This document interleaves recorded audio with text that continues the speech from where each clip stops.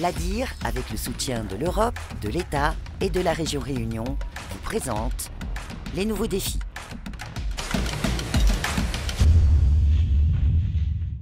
C'est une autre révolution technologique, elle concerne cette fois-ci la mobilité et l'énergie, la mobilité douce en tout cas, et elle va faire plaisir aux conducteurs de voitures électriques. En fait, le marché des bornes de recharge rapide est en pleine explosion sur notre île. Avant, on en trouvait, vous le savez, essentiellement dans les stations-service ou bien sur les parkings des supermarchés. Et bien maintenant, les conducteurs de véhicules électriques vont pouvoir biberonner un peu partout sur l'île. Je propose tout de suite de démarrer à la plaine des Cafres, dans la fraîcheur des Hauts.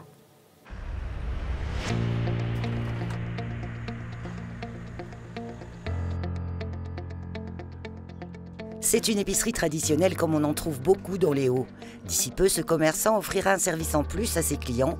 Ils pourront y recharger leur voiture électrique. C'est à la fois un service qu'il apporte à ses clients et à la fois un nouveau mode ou un nouvel usage de la consommation et une décentralisation du service de l'énergie. C'est-à-dire qu'avant, on allait faire le plein uniquement en station.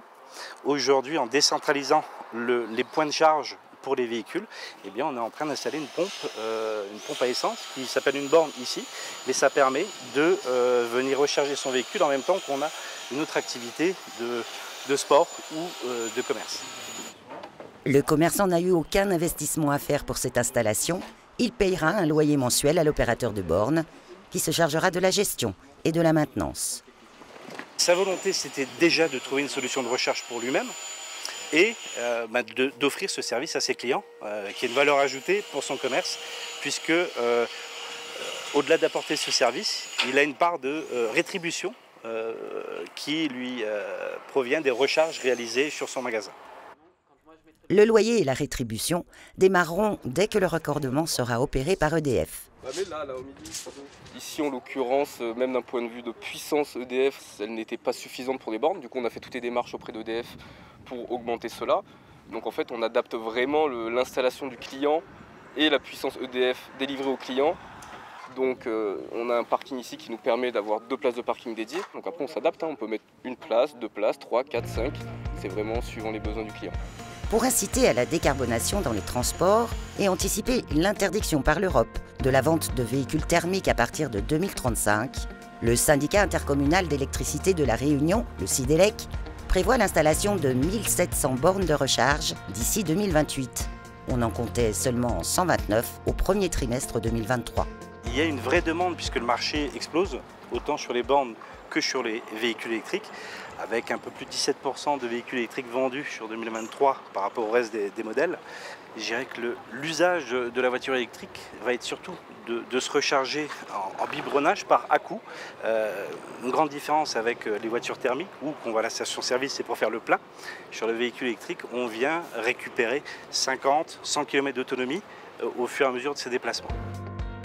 Ce nouveau marché profite aussi aux entreprises d'électricité certifiées. Pour le sous-traitant d'EasyDrive, l'installation de bornes est actuellement son activité principale, après avoir participé au tout début de l'histoire de la mobilité douce à La Réunion.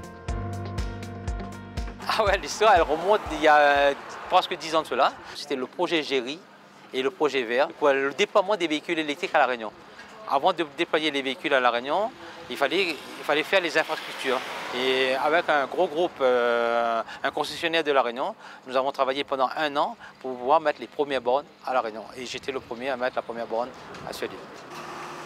Moi-même, je suis électricien. Je me suis dévié sur cette activité-là, qui est la borne de recharge pour les véhicules électriques. Notre entreprise, il est aussi qualifié LEC et IAVE, qui est très important pour aujourd'hui pour installer une borne. C'est pas anodin d'installer une borne pour un véhicule électrique. Les clubs de sport commencent à s'y mettre. Ici, le propriétaire est un récent adepte du 100% électrique. Il a donc équipé son parking de bornes simples, c'est-à-dire avec une seule prise. Nous avons fait le choix, dans une démarche de préservation de l'écologie, de prendre un véhicule électrique. Et aujourd'hui, la réalité, c'est que le réseau de bornes à La Réunion est très limité. Moi-même, ayant beaucoup de déplacements, il me fallait une solution de proximité pour pouvoir me recharger. Même s'il y a des aides aujourd'hui de l'État pour pouvoir s'équiper chez soi, ce n'est pas quelque chose qui est accessible à tout le monde. et les solutions les moins onéreuses ne sont pas optimales en termes de recharge. Donc avoir une recharge aujourd'hui au sein de l'entreprise, donc c'est l'entreprise qui a amorti le coût de cette recharge, permet à nos clients, lorsqu'ils viennent jouer 1 heure ou 2 heures, de pouvoir avoir un petit point de recharge qui va pouvoir leur permettre de recharger un petit peu plus leur véhicule que s'ils étaient chez eux. Ces bornes intelligentes montent jusqu'à 22 kWh contre 7 en moyenne chez les particuliers. Et quand ça tire trop sur le réseau du bâtiment, elles modulent la puissance fournie. Donc on a mis au point une gestion de charge dynamique qui permet en fait de délivrer la puissance en fonction de la puissance disponible sur le site. C'est-à-dire que si, lorsque les clims fonctionnent, la puissance de charge des véhicules va peut-être baisser. Dès qu'on va éteindre les clims, hop, ça va remonter. Donc c'est vraiment toute une gestion dynamique qui permet de s'adapter suivant chaque installation. Ces stations s'inscrivent dans la démarche de responsabilité sociétale et environnementale des entreprises, la fameuse RSE en faveur de la transition écologique, avec une possibilité d'aller encore plus loin. On complète ça par des bornes à domicile pour les véhicules de fonction, par exemple, permettant au directeur financier, par exemple, de récupérer l'intégralité des données des consommations à domicile, mais pris en charge par l'entreprise en termes de consommation, puisque chaque carte est nominative, et donc avec le rapport mensuel, on va pouvoir donner aux clients les remontées de data, d'informations nécessaires à l'identification des dépenses. Autre lieu de recharge en plein développement, le parking des collectivités. La loi LOM, loi d'orientation des mobilités, adoptée en 2019, leur impose d'en mettre à disposition du public et du personnel, comme ici à Saint-Leu, où nous avons donné rendez-vous à l'association REV, l'association réunionnaise des propriétaires de voitures électriques. La mise en place de bornes dans toutes les administrations et dans tous les points intéressants de l'île, c'est un plus parce que ça permet à ceux qui avaient peur. Par exemple, lorsque vous avez un véhicule qui n'a que 150 km d'autonomie, ça permet de sécuriser ces personnes-là. Le seul souci que je trouve aujourd'hui, c'est qu'on n'a pas pensé assez tôt à équiper les immeubles. Les copropriétés, donc tous ceux qui habitent dans des appartements, on n'a pas pensé à eux. Donc on n'a rien fait ou presque rien fait pour les copropriétés et au niveau des bailleurs. Maintenant, nous avons apporté une solution globale pour répondre à toutes les contraintes des copropriétés en termes de prise en charge, d'infrastructures, de financement, sans reste en charge pour les copropriétaires.